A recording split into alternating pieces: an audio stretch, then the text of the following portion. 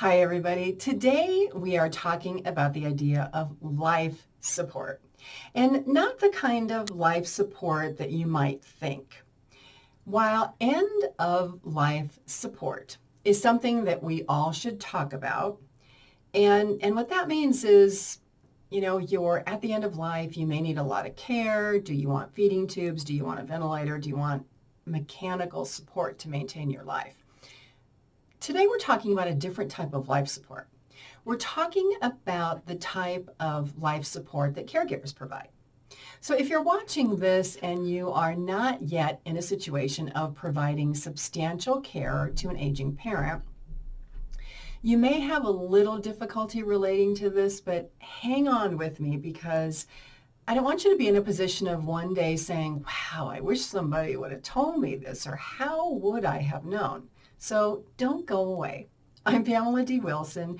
My website is PamelaDWilson.com. On there, a lot of help and support for caregivers and aging adults. My caregiving library, my blog, the Caring Generation podcast, ways to schedule one-to-one Eldercare consultations with me, and a lot more help, online courses, etc., etc., etc.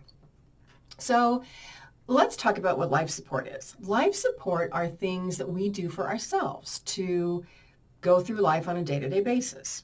Specific to caregiving, life support are the activities and help and support that we provide to an elderly parent or a spouse or another person. And so I'm going to talk about this in 3 topics. So the first is going to be perspective.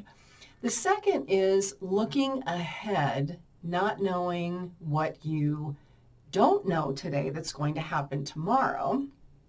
And the third is why providing too much life support can be detrimental to the health and well-being of everybody involved, not just the caregiver.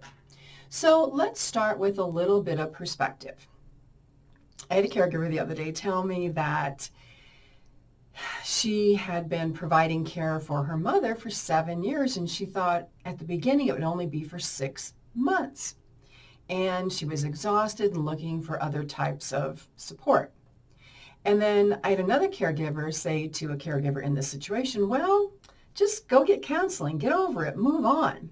And so you see that we have these 2 extremes of caregivers. Caregivers over here who are new, who really don't see what happens years down the road.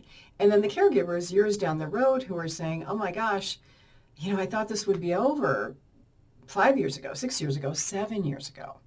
And so life support, the assistance that we provide to other people, can grow in a caregiving situation. Initially, maybe 5 hours a week, then 20, then 30, then 40, then you're a full-time caregiver. And so caregivers in these situations of providing a lot of life support sometimes become stuck thinking, well, this isn't a great situation. I don't know what to do. The options aren't good. If I make a change, my parent's not going to be happy. And so caregivers who are not in that situation can be very unempathetic, but I understand, which is why I do a lot of these videos answering caregiving questions. So the number 2 part of life support is looking ahead, and this can actually help you try to figure out what the situation is going to be like 2 years or 5 years or 10 years down the road. Caregivers generally want to be helpful, so you help and you help and you help, and eventually it's to your detriment, to the detriment of your health and well-being, your career, your family, and everything like that. And the more you help, the more that an elderly parent can become dependent on you for that help. And so your help, in a sense, is creating a lot of expectations of what you will do and what you will continue to do. And we know that much of this is never discussed because we don't know that we should discuss it, and we're uncomfortable discussing it, and we don't know how to have these conversations. So it's a lot different if you are a caregiver who has 4 siblings and you're caring for a parent who needs a lot of care, and each sibling is giving 25% to get to 100%, and you're all pitching in and it's just working out great. But we know that in real life that is a very rare situation, because most times, unfortunately, it comes down to one caregiver. That caregiver could be a spouse for another spouse, or a partner for another partner, or a daughter or a son who becomes involved. And so that's the perspective that many times we don't have when we're new to caregiving is, what's it going to be like? How much time? How much effort? What's it going to do to my life? So let me relate this idea of life support to a totally different concept that may make it easier for you to understand. Let's say that you are parents for children, and in this situation you have unlimited money. And so you send your children to college, and they never have to get scholarships. They never have to get a part-time job to pay their rent or, buy their books or buy food or anything like that. And then they get to college and you pay their rent or you buy a house for them because you have this money, and why not help your children, right?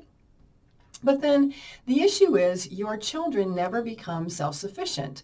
They never make use of that college education to go get a career and be self-sufficient because they know that, gosh, if I can't pay the rent this month, it's okay because mommy and daddy are going to help out. If I can't buy groceries, a check's just going to show up or money's going to show up in my bank account. It's really easy. And so sometimes parents can wonder why these things happen. Well, if you're a parent and you have children who keep coming back to your home because they can't take care of themselves, and there's no reason like a health problem or a mental health problem or something like that, somewhere along the way you chose to provide too much life support.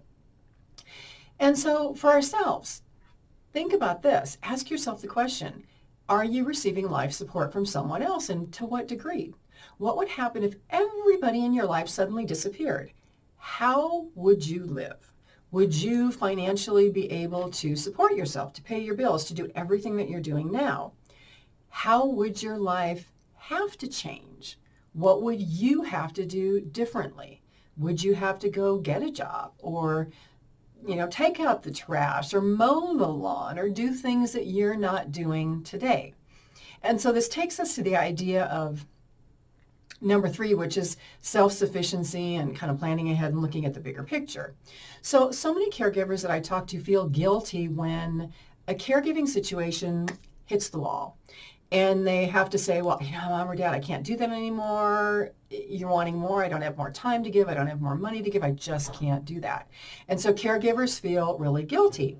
And so in these situations, I encourage you to look really honestly at your situation and give yourself credit for what you have done already. How many years have you been a caregiver? What would the life of your loved one look like if you didn't exist?